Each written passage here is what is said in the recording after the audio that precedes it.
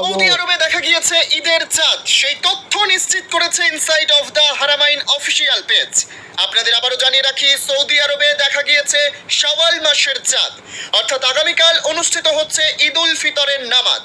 মধ্যপ্রাচ্যে আগামীকাল অনুষ্ঠিত হচ্ছে ঈদ উল ফিতরের নামাজ। ভারত সহ উপমহাদেশে অনুষ্ঠিত হবে আগামী সোমবার।